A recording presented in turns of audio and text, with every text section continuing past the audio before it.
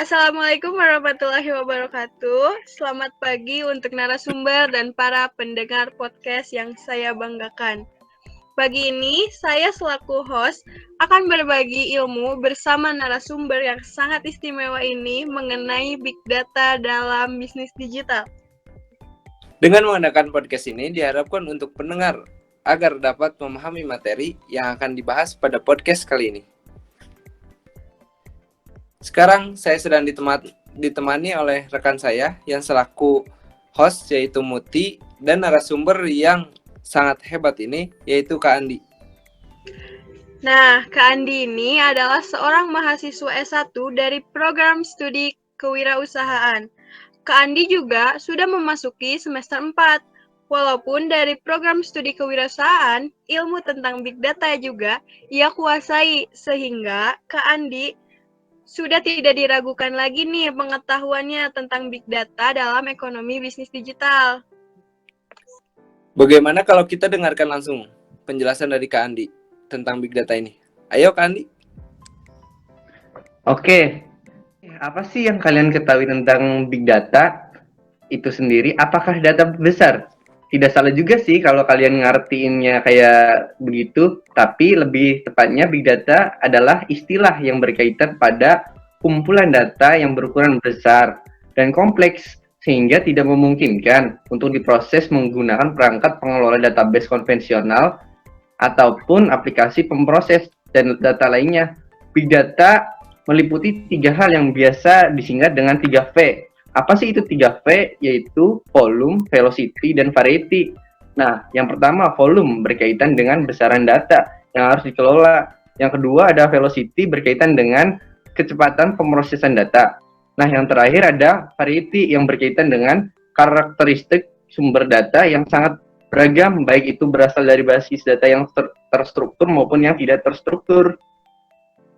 Oh, jadi intinya Big Data itu sekumpulan data yang berukuran besar dan kompleks ya, Kandi? Nah, bisa juga sih kalau Big Data disingkat seperti itu. Nah, lalu apa saja nih Kak Andi yang memicu perkembangan teknologi Big Data tersebut? Nah, ini nih, seiring berjalannya waktu, teknologi terus berkembang, sehingga menurut Hilbert dan Lopez, ada 3 hal yang memicu perkembangan teknologi Big Data, yaitu yang pertama, pesatnya pertambahan kemampuan penyimpanan data yang telah tumbuh dengan signifikan. Yang kedua, pesatnya pertambahan kemampuan mesin pemroses data. Nah, yang terakhir ini, ada ketersediaan data yang melimpah minimal 100 terabyte. Oh, seperti itu ya Kak ya. Big Data ini mempunyai manfaat gak sih Kak? Ya, tentu saja setiap teknologi yang diciptakan oleh manusia pasti ada manfaatnya. Lalu, apa saja sih manfaat Big Data itu? Terus kasih contohnya dong, Kandi, dalam sebuah bisnis tuh contohnya kayak gimana? Nah, adapun manfaat dari Big Data ini sendiri, yang pertama sebagai Customer Relationship Management atau dapat disingkat dengan CRM, yaitu untuk meningkatkan data mengelola marketing dengan mudah agar kebutuhan customer terpenuhi. Selanjutnya, Big Data dapat membantu kita untuk berinovasi dengan mempelajari hubungan antara manusia, lembaga, entitas, dan berbagai proses hingga akhirnya dapat menentukan cara baru untuk menggunakan pengetahuan baru tersebut. Yang ketiga, sebagai data sharing untuk menghasilkan wawasan inovasi yang baru. Nah, yang terakhir ini untuk meningkatkan keamanan ketika bertransaksi online. Ketika transaksi online meningkat, biasanya tingkat penipuan itu juga akan meningkat gitu.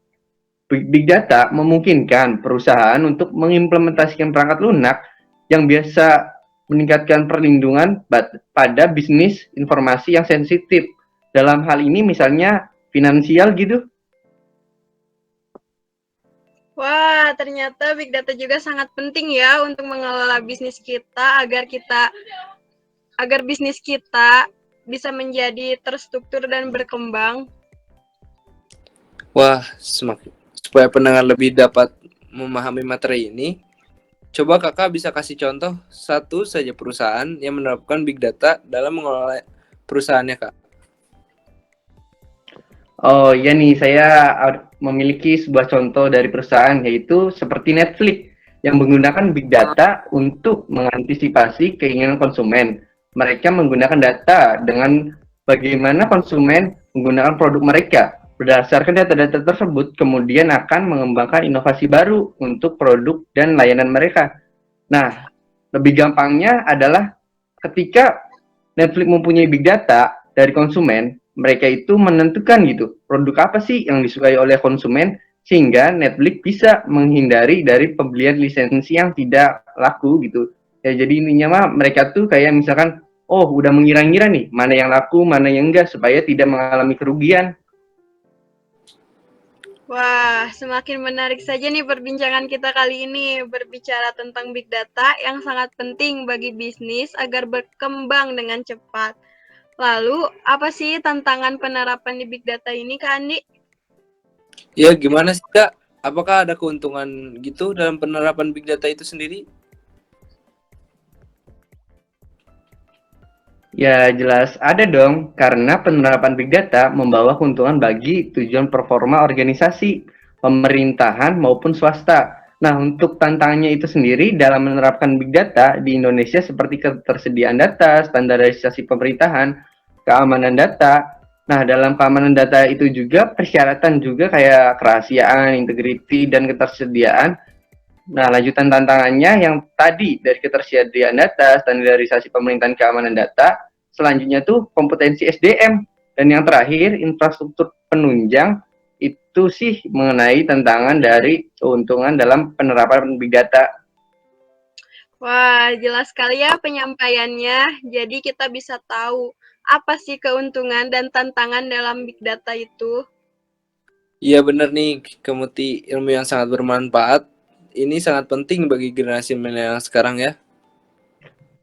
Nah, benar sekali, karena zaman sekarang pengetahuan dalam teknologi sangat cepat karena didukung oleh zaman yang semakin modern. Lengkap semua ya, yang dari pembicaraan dari awal sampai akhir ini mengenai big data yang sudah dijelaskan oleh Kak Andi ini. Nah, bagi teman-teman yang ingin tahu mengenai secara lebih rinci lagi tentang big data, bisa tanya ke Kak Andi aja ya gak Kak Dimas? Nah, iya benar sekali nih. Gak kerasa ya perbincangan mengenai big data sudah selesai. Saya selaku host mengucapkan banyak terima kasih kepada Kak Andi yang sudah menjelaskan dengan rinci dan detail mengenai big data. Iya, sama-sama. Makasih juga atas waktunya karena telah menemani saya menjelaskan tentang big data. Pasti Kak, mungkin kami tutup perbincangan kali ini. Makasih juga kepada teman-teman yang sudah mendengarkan hal yang bermanfaat dari beliau. Sampai jumpa, tetap stay healthy. Stay home. Terima kasih. Wassalamualaikum Wassalamualaikum warahmatullahi warahmatullahi wabarakatuh. wabarakatuh.